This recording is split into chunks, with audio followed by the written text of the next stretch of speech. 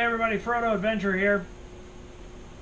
I wanted to kind of show how I go through the process of thinking about where my gear is packed on my bike or person when I'm on a dual sport off-road, mostly off-road, multi-day camping off of the bike type of trip.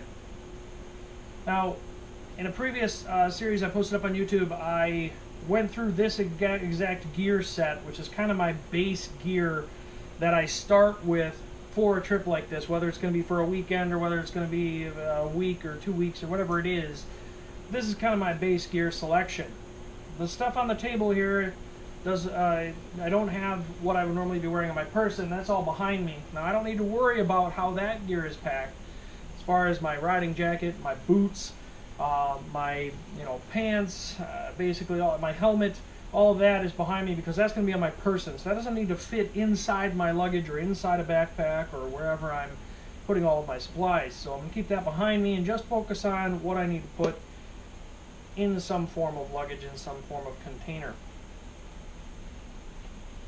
Now, in that previous video series where I go through all of this gear, I note that I only have one spare set of clothes, if you will, one pair of socks, one shirt, and I have a pair of shorts and a pair of underwear. So it's very light on clothes when it comes to how many days of clean clothes do I have with me. The reason I do that is when I figure out where all this stuff is going to go, the last thing I add is any additional clothes that I might want. Because that can kind of be put just about anywhere. So this is kind of my base set of gear. I'm not going to go over everything individually, but what I want to talk about in this video, because you can go through my inventory series to cover all this stuff. In this particular video set, I want to talk about where do I put it and what do I go through in my head as far as where should things go. Because there's a lot of things to think about when it comes to that. For example, I mentioned in my gear videos that I like to put my multi-tool, my Leatherman, somewhere away separately than where my main tools are located. So if my main tools are going on my saddlebag or a tail bag, I probably want this in the pocket of my jacket to keep it separate. Just a preference that I have. But emergency items are really the thing you got to think about the most.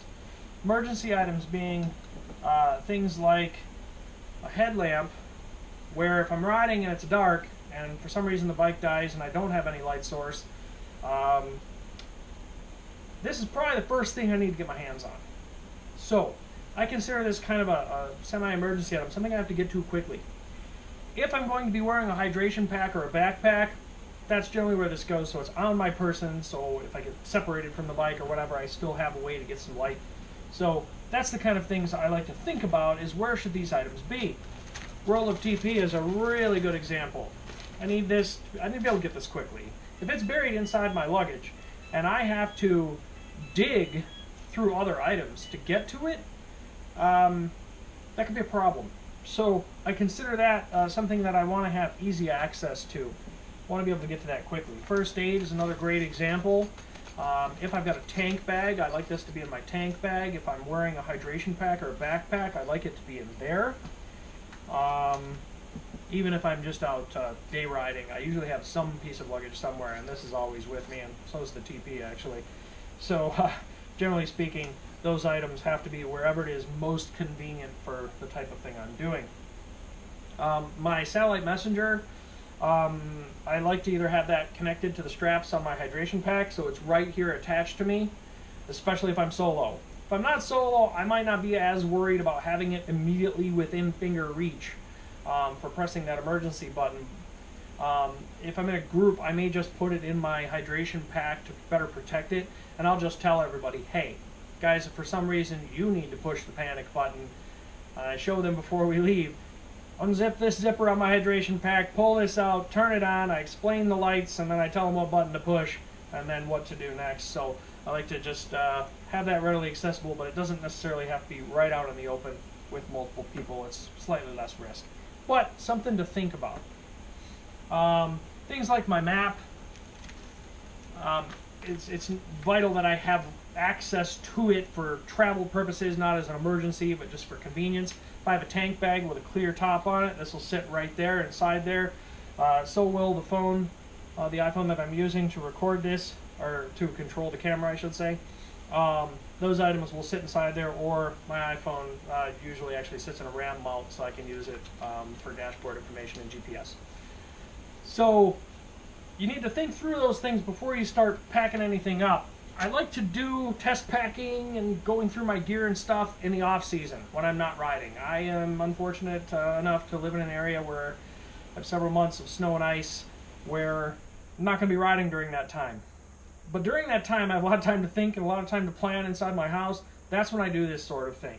I like to do what I call a test pack, which is what I'm going to do for you now, where I'm worried about making sure I have the volume of my gear covered. Meaning I have enough space to put everything. I'm not going to pack it exactly how I pack it when I'm going to leave, when I'm doing these test packs, but I want to make sure I have enough space in my luggage or whatever I'm using to bring everything that I want to bring or need to bring. So let's start with that. The first thing I want to talk about is, for this particular plan, we'll start out with this Wolfman. This is the Mini Beta seat bag. It's kind of horseshoe shaped. It sits on the back seat behind you. It's actually best for a bike that has a passenger seat area, because then it just sits right on the seat. It actually is very convenient that way. Putting it way back on a tail rack isn't always the best option. That's sometimes too far rear on the bike anyway. So this is not ideal for a dual sport, but for volume purposes, this will be a really good example to go through. This particular bag is 35 liters. That's 35. So we're going to use that. We're also going to use a simple hydration backpack. This is a Camelback. It wears kind of like a regular backpack. It has almost no volume inside of it. It does hold the water bladder inside, and there's maybe just a liter or two of space for storage, but that's very helpful to keep things on your person. So for example, and again, we're just checking volume and rough location here for this kind of thing. So I'm going to throw my first aid kit in this hydration pack, my headlamp, that's pretty important, a roll of TP, very important. I'll get those items in. My spot, again, it's either going to be on me or it's going to be in here.